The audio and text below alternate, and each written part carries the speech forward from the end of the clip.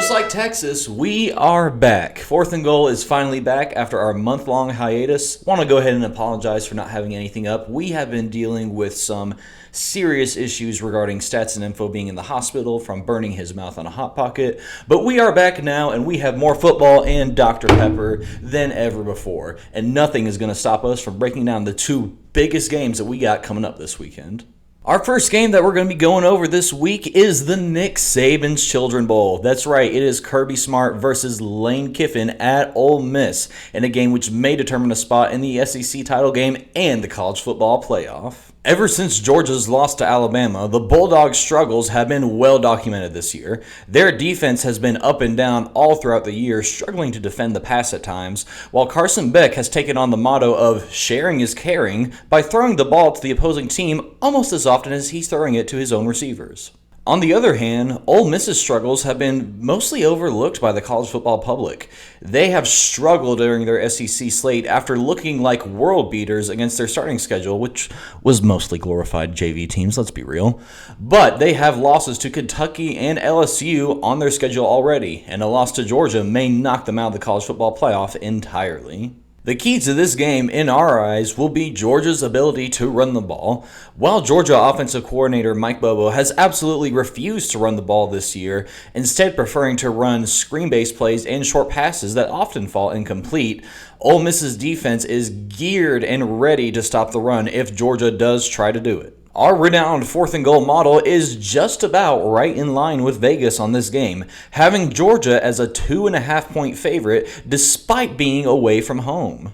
Before we go into our pick for the game, we want to ask you, the audience, what you think about this all-important question. Do you guys remember what happened in the game where Lane Kiffin last beat an elite top 10 opponent?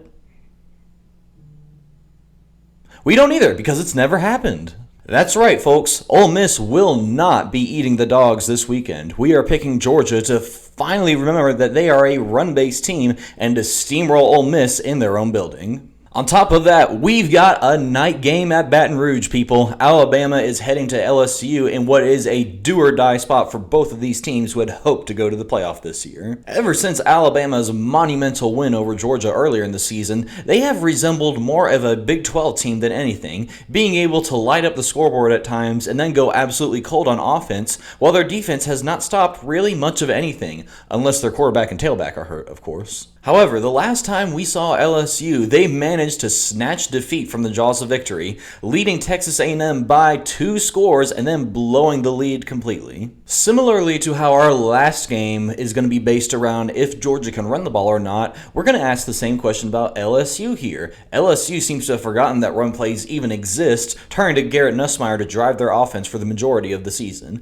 If they are able to run the ball against Alabama, they will have the type of balanced offense that will trade points with the Crimson Tide. This game will also be a huge referendum on both coaching staffs. While Brian Kelly has taken LSU back from the depths of the SEC, making them into a respectable team rather than a team that barely made a bowl every year under Ed Orgeron, he has really not made them into an elite championship contender the way the LSU Tigers should be.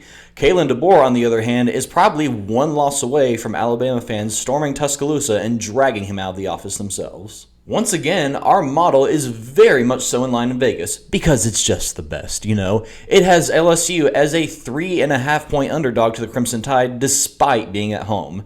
Stats and Info, what do you make of the two stat profiles of these two teams, and what should we be looking for in this game other than LSU remembering that running the ball is a legitimate option? Hi again, everybody. It's good to be back from the hospital. That was a really rough going there. I'm very lucky to still have all my taste buds functioning after that horrible Hot Pocket incident. You may be wondering why it's a little dark in here. They had to take some money out of the fund they use for lighting this space to pay for my hospital bills, so it's gonna be a little dark around here for a while. So we're looking at these two teams, Alabama and LSU. We had high hopes for these teams going into the beginning of this season, and Alabama and LSU have had some ups and downs, really kind of similar stories here. So One thing for Alabama that's very noteworthy is that the model doesn't really know what to make of them at the moment. They have shown the ceiling of a high level playoff team and the floor of a team that should probably be in the MAC conference. So, it's really noteworthy that Alabama was expected to be a run-heavy team this year, and their running numbers aren't really all that great. I'm looking at them right now, pretty mediocre. The run defense is worse though. So I know Busby said a little something about LSU maybe trying to run the ball. If they want to start running the ball, this is the game to do it because Alabama's run defense is very susceptible. Another thing that I want to point out is a lot has been made about Garrett Nussmeier's propensity to turn the ball over in big situations. And we can kind of see that reflected in the model, but what's really important is the model sees Alabama as almost equally likely to turn the ball over. LSU's turnover ratio. Oh, wait, excuse me. Oh, no, it sees Alabama as. No, yeah, no, that's a close number.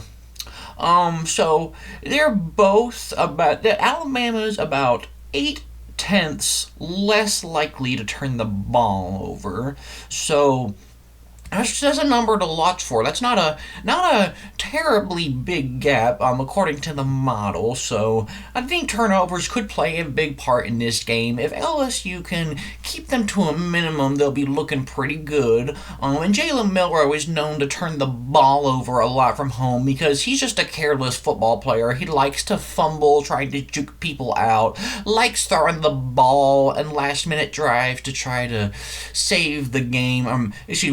Throwing interceptions on these last game-winning drives like he did against Tennessee on the very first play of the game. So, turnovers, thing to keep an eye out for. LSU's run game to keep an eye out for. A lot of what you said earlier, but we need to see what is these teams' ceilings. They're coming off a bye week, so we would assume this is probably going to be the best version of them that we get all year. So, it's time to man up or shut up. In such tightly contested, all meaningful matchups such as this, there is one thing that we believe we can count on in the SEC, and that is home field advantage, especially at a place like Death Valley. Watch for the LSU Tigers to score a big win over Alabama and keep their playoff hopes alive, while the Crimson Tide heads back to Tuscaloosa wondering what the heck went wrong after they beat Georgia. That's all the college football we've got for today, folks. This episode of Fourth and Goal is dedicated to two of my friends, David and Anna, whose last names shall be redacted for privacy reasons. They are getting married this weekend, and that is, you'll love to see it. You love to see it. So, David and Anna, this episode of Fourth and Goal and this Dr. Pepper is for you guys. Rock on.